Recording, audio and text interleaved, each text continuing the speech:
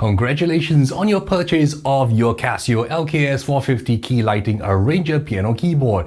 Your Casio keyboard is more than just a piano keyboard. It is an arranger with rhythm accompaniment functionality, which means that you can play along with hundreds of sounds, rhythms, as well as accompaniment.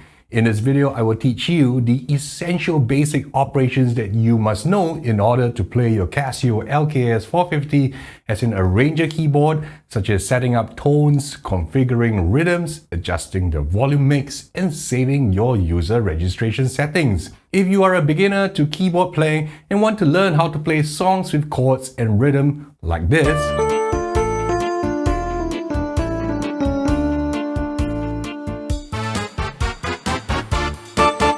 do check out my beginner keyboard course specifically for arranger keyboards like your Casio LK-S450 at jeremyc.com.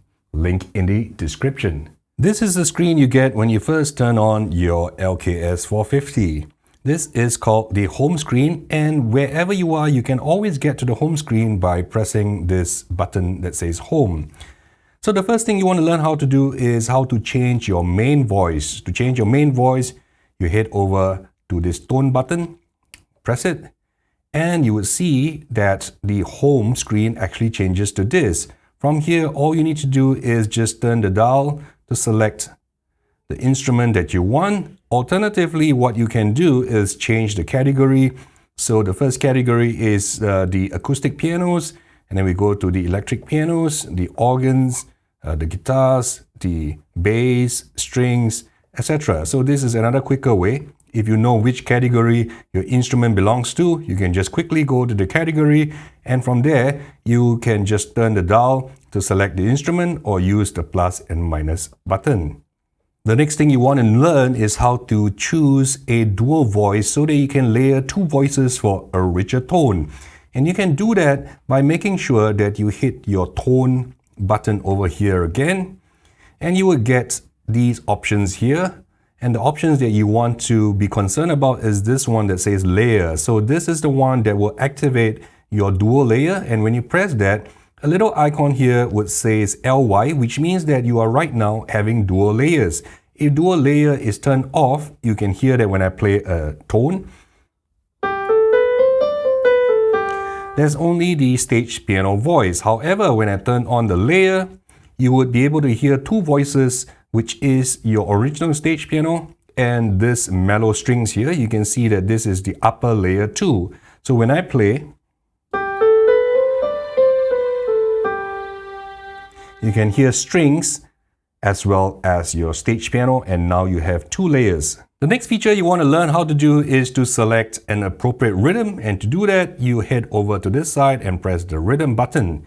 And your screen would default to this rhythm screen. You can see that it says rhythm over here, and you will get all the functionality you need with your rhythm. So this is the name of the rhythm, and you can use your data wheel to turn up and down to select different rhythms. You can also use the category button to very quickly switch to the appropriate category, and from there you can move on and select your rhythm that you want, if you already know what category it is in. How to make all this disappear, you press the back button and you will get back to all your rhythm controls over here. And to start your rhythm, all you need to do is head over here. You will see a play and stop button, and this is what you use to start and stop your rhythm. And to stop your rhythm, all you need to do is press stop. The next thing you want to do is to configure how fast or how slow your rhythm is. In musical terms, we call this the tempo. Right now, the tempo is 122 beats per minute. And to change this, all you need to do is head over to the tempo button, press that, and you can use the plus and minus button to change your tempo, or just use the data wheel accordingly. Once you're done, just press exit. The next thing I want to teach you how to do is to adjust all the levels between your main voice, your second voice, and your rhythm. What if you find your main voice too loud, or you want your style or your rhythm to be softer? This is what you do. You head over to your menu and you go to the right side, and you can see this icon here that says balance. When you press that, you'll be presented with this little mixer view that would tell you what is the volume mix of all your different parts. So if you select upper 1, which is over here U1, it is right now at the very loudest volume, which is 127. If you try to go any higher, you would not be able to do so. So if you think it is too loud, you can turn it down, or you can just use the plus and minus button. Right, to go back, just hit the back button. And if you want your second layer voice, the string voice in this instance, to be louder, you can just hit upper 2. Right now the upper 2 volume is 80. You can turn it up if you want to, or use the plus and minus button and go back when you're done. And the one that you want to know is this rhythm button here. If you find your rhythm or your accompaniment is too loud, which is often the case, you can just hit the rhythm button and adjust it louder or softer according to how you want it to be. So what if you found that you have adjusted your rhythm volume to the maximum, 127, and it's still not loud enough? This is what you do. Leave it at the maximum, go back, and you just adjust the other voices to be softer relative to your rhythm. Now let's learn to use the rhythm controls. From your main screen, you just need to hit your rhythm button and you will be presented with your rhythm controls. When you have this screen on and you press start and stop, and you play a chord on your left hand, you realize no accompaniment is turned on. Let's press stop. That is because you did not turn on your auto accompaniment. To have a band or an orchestra backing you, you need to make sure your accompaniment is turned on by pressing this button. With this, you can see this icon that says AC. This AC is to tell you that you are right now in the auto accompaniment mode. And because you are not pressing anything on your left hand, it will say no chord. With this mode on, the minute you press a chord on your left hand, you can see that it will state the chord that you're pressing, which is G chord, F chord, C chord, A flat, etc. It would just reflect the chord that you're playing. Now, when you press the start button, you will not hear any backing track. That is because you have not played any chord. Once you hit a chord,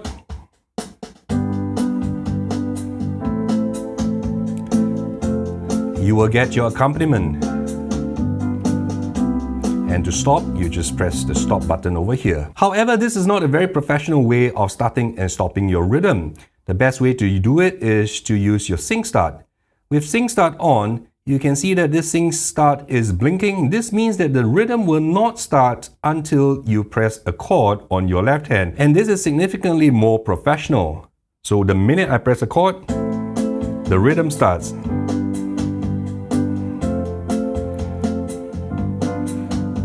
And press stop to stop it. Let me tell you what the other rhythm controls here do. So let's turn on the sync start and play a chord here. You actually get two variations of your rhythm.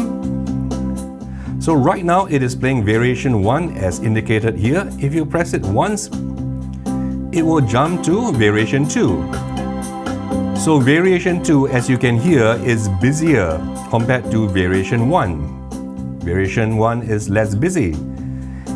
And you can also have a little rhythmic fill in between your phrases. By pressing your fill in, you can hear that it does a little drum roll. So you got two fill-ins. If you go to variation 2 and you press a fill-in, you will get a different rhythm fill.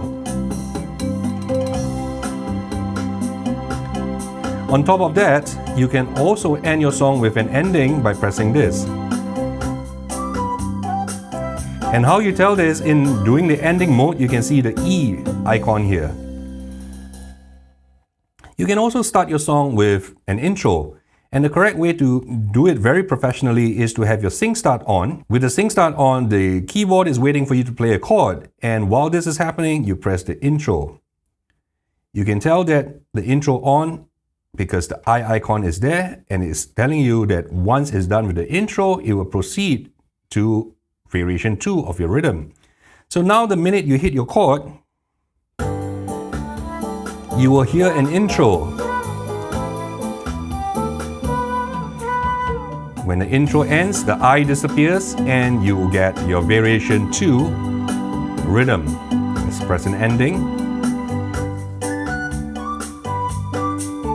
At any time, of course, you can just press stop if you don't want to wait for the ending to finish. Now that you have painstakingly set your main voice, your dual voice, your tempo, your rhythm, and your accompaniment, you want to make sure that you can save this for easy recall when you want to play the same song the next time. And to do that, you got to use My Setup, and you go to your menu button, and over here you see My Setup right in the middle. You press that, and your LK-S450 comes with 4 available slots for you to save your own settings. You've got slot number 1, which they call it piano, organ slot number 2, number 3 electric piano, and number 4 saxophone. So what you want to do is that everything that we have set up, you can save into any of your selected ones. Let's save it into your available bank number 4.